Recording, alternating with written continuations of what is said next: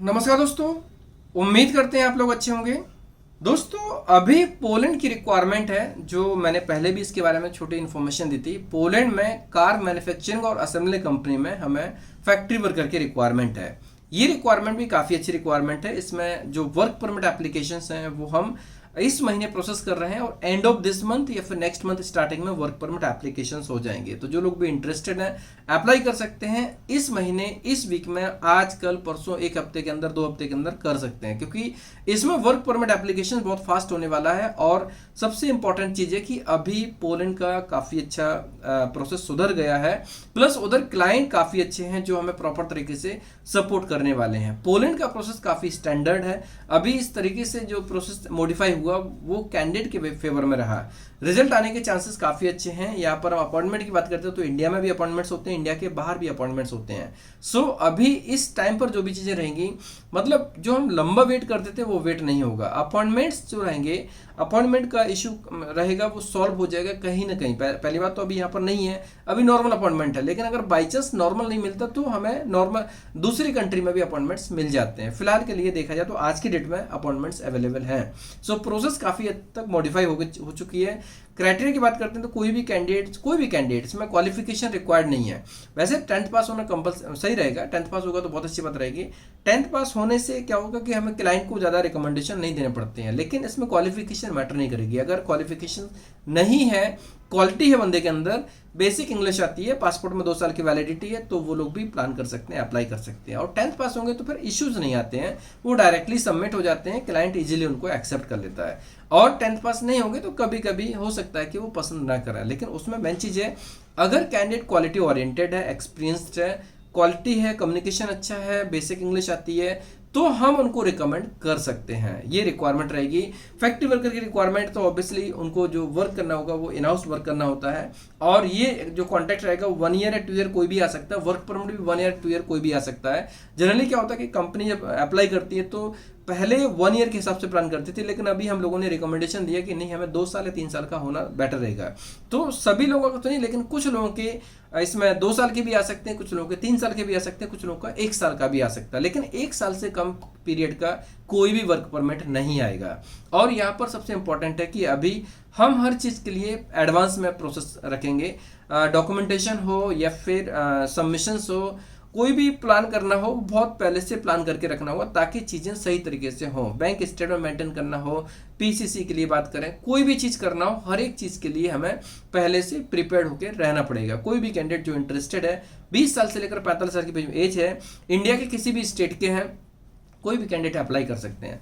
Bank statement की बात करते हैं तो अप्रॉक्सीमेटली 3 लाख से 3.5 लाख के बीच में मेंटेन करेंगे तो इजीली उनका काम होने के पूरे चांसेस हैं। और ये प्रोसेसिंग टाइम लगभग 6 से 8 महीने के अंदर कंप्लीट होने के पूरे चांसेस हैं। हालांकि हमने पहले वाले वीडियो जो 1 ईयर जैसा टाइम दिया था, लेकिन उस टाइम की हालत थी, उसके हिसाब से 1 ईयर का टाइम लेना एक प्रकार से इंपॉर्टेंट है। लेकिन इसमें कैंडिडेट को ये मान के चलना कि प्रोसेस टाइम 6 से 8 महीने के अंदर होने के चांसेस हैं। अगर टाइम बढ़ता है तो 1-2 महीने और भी बढ़ सकता है। फिलहाल के लिए ये काम अर्ली होने के चांसेस हैं।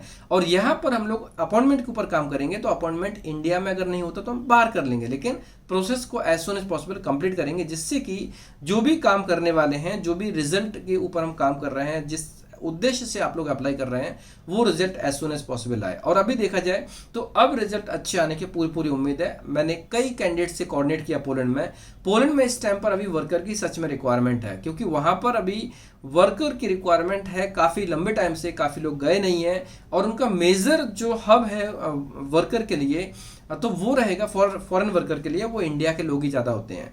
इंडिया, बांग्लादेश और नेपाल। अब बांग्लादेश नेपाल के लोग कुछ क्वांटिटी में जा रहे हैं, उनका हो सकता है कंट्री वाइज कुछ कोटा रहा होगा, इसकी वजह से वहाँ उनका वीज़ा लग रहा है, ठीक है। इंडिया के लोगों का भी लग रहा है, लेकिन जो रेशो वॉल्यूम की बात करते हैं, पॉपुलेशन की बात करते हैं, तो इंडिया के वर्कर ज़्यादा है वहाँ पे, इसलिए यहाँ के लोगों के लिए उनके अभी रिक्वायरमेंट है उनके पास में। और एक चीज़ ध्यान में रखना कि जो वर्कर होते हैं, वर्कर जनरली पूरे वर्ल्ड में 5-6 देशों के वर्कर काफ़ी डिमांडेड होते हैं, जैसे में इंडिया, बांग्लादेश, नेपाल, श्रीलंका, पाकिस्तान, और फिर चाइना होता है, लेकिन चाइना हर जगह नहीं जाता है। फिलीपींस भी होता है, वो भी हर जगह नहीं जाता है। और इंडोनेशिया के लोग भी कुछ जगह जाते हैं। तो एक प्रकार से देखा जाए तो इंडिया का काफ़ी ज़्यादा प्रभाव होता है फॉरेन वर्कर के रूप में कंट्रीज में जाना। तो पोलैंड में इंडिया के लोगों की काफ़ी डिमांड है। और अगर अर्निंग की बात करते हैं तो अर्निंग की बात, जिन लोगों को मैंने 3,000 की सैलरी पे भेजा था, 3,000 पॉलिश जेलोटी, आज की डेट में वो 6,000, 6,500, 7,000 तक की इनकम कर रहे हैं। और साथ साथ में एक चीज़ मैं आपको बताऊं, पोलैंड में हम इन चीज़ों को कमेंट नहीं करते, लेकिन वहाँ का जो एम्प्लॉयर है वो तो आपको जो प्रोवाइड करेंगे, जो उनकी प्लानिंग हो, जो उनकी पॉलिसी होती है, पॉलिसी के हिसाब से वो चीज़ें आपको जरूर प्रोवाइड करेंगे। जैसे वहाँ पर बोनस मिलता है, बोनस हमने कभी किसी को वीडियो में नहीं बताया, बोनस मिलता है, बोनस एडिशनल होता है, ठीक है। बच्चों के लिए कुछ चीज़ें करते हैं वहाँ की कंपनीज, उनके एजुकेशन के लिए करती हैं, वो एडिशनल होती हैं। बहुत सारी चीज़ें हैं जो हम कभी वीडियो में कवर नहीं करते हैं।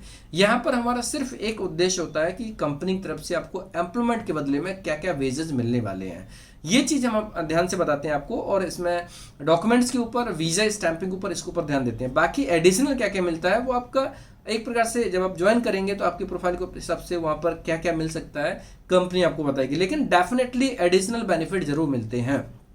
कई लोगों का हमने अनुभव सुना, उन्हें बहुत खुशी हुई जब उनको एक्स्ट्रा चीज़ें मिली। तो ये चीज़ किसको मिलती है? जो अच्छा काम करेगा, परफॉर्मेंस अच्छा होगा, अटेंडेंस अच्छी होगी, उनको डेफिनेटली बहुत सारी चीज़ें एडिशनल मिलती हैं। सो कोई भी कैंडिडेट कहीं पर भी जाने का प्लान कर रहे हो वो कर सकते हैं। एक प्रकार से R&D करें, कौन सी प्रोफाइल में फिट हो सकते हैं। और खासतौर से अभी अगर पोलैंड में किसी को जाना है फैक्ट्री वर्कर के लिए, तो ये रिक्वायरमेंट काफ़ी इंपॉर्टेंट है और इसमें से हमें work permit as soon as possible apply करना है। पहले डॉक्यूमेंट भेज के कंफर्मेशन होगा, उसके बाद में इमीडिएटली हमें डॉक्यूमेंट तैयार करके वर्क परमिट एप्लीकेशंस करने हैं। कोई भी कैंडिडेट जो एलिजिबल है, इंटरेस्टेड है, टीम से कोऑर्डिनेट करें और अप्लाई कर सकते हैं। आप ऑफिस विजिट कर सकते हैं कभी भी। और अभी हम लोग वेबिनार ऑर्गेनाइज करेंगे, सेमिनार भी होगा, लेकिन सेमिनार का शेड्यूल हम लोग तैयार कर रहे हैं। अभी फिलहाल सेमिनार थोड़ा सा पोस्टपोन करना पड़ेगा क्योंकि ट्रैवलिंग इतनी ज़्यादा टफ हो गई थी। अभी जैसे मैंने आपको लाइव सेशन बताया, वीडियो में बताया कि इतने लंबे ट्रैवल होने की वजह से ऑब्वियसली सेहत पर भी ध्यान देना पड़ेगा और लंबे टाइम के लिए ट्रैवल करना पॉसिबल नहीं है। प्लस टाइम बहुत कम बचा था, जिसमें से हैदराबाद और कोलकाता स्किप हो रहा था, जो कि पॉसिबल नहीं था। काफ़ी लोग जिन्होंने हैदराबाद और कोलकाता के लोगों ने अप्लाई किया था, इसलिए अभी हम इसका अलग से वीडियो बनाएंगे जिसमें सारी इन्फॉर्मेशन देंगे। तो अभी जो लोग भी सेमिनार में आना चाहें सेमिनार में आ सकते हैं, लेकिन अगर उनको अप्लाई करना है तो सेमिनार का वेट ना करें, वो लोग अभी ऑफिस आ सकते हैं क्योंकि अभी मैं कुछ समय के लिए ऑफिस में रहूँगा।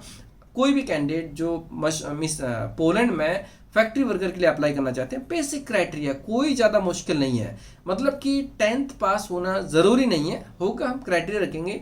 बट अगर कैंडिडेट 10th पास नहीं है, क्वालिटी है, तो हम उनको भी ले सकते हैं। बेसिक नॉर्मली आज के टाइम पर 10th पास कोई ना हो, ऐसे बहुत कम लोग होते हैं। 100 में से 2-3-4 लोग होंगे जो 10th पास नहीं होंगे। और अगर 10th पास नहीं होंगे तो उनको इंग्लिश भी नहीं आती होगी। अगर इंग्लिश आती है ऐसे लोग तो बहुत कम होंगे। सो यहाँ पर ये मान लीजिए जो लोग यूरोप जाने की इच्छा रखते हैं, अगर उनके पास में थोड़ा कम्युनिकेशन स्किल है तो डेफिनेटली वो लोग भी प्लान कर सकते हैं। रिक्वायरमेंट अच्छी है और अभी प्रोसेस काफ़ी फास्ट होने के चांसेस हैं। सो आप लोग अगर इंटरेस्टेड है, टीम को as soon as possible contact करना चाहिए। कुछ लोग कमेंट करते हैं कि टीम रिस्पॉन्स नहीं करती, टीम हमेशा रिस्पॉन्स करती है, लेकिन आप अगर वर्किंग टाइम में कॉन्टैक्ट करेंगे। अभी लास्ट वीक में रनिंग बहुत ज़्यादा खतरनाक हुई थी, जिसकी वजह से पावर कट हुआ था, ऑफिस बंद भी रहा था।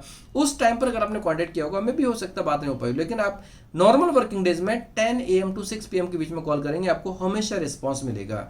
और अगर आपने कॉल किया, रिस्पॉन्स नहीं हो तो व्हाट्सएप पर मैसेज कर सकते हो, उसमें भी आपको रिस्पॉन्स मिल सकता है। सो दोस्तों, रिक्वायरमेंट कैसे लगी? अगर आपको पसंद है तो दोस्तों हमें क्लासमेट्स कलीग को शेयर कर सकते हैं, जिससे कि जो रिलेवेंट होंगे, एलिजिबल होंगे, इंटरेस्टेड होंगे, वो उसमें अप्लाई करके इस गोल्डन अपॉर्चुनिटी का लाभ ले सकते हैं। धन्यवाद।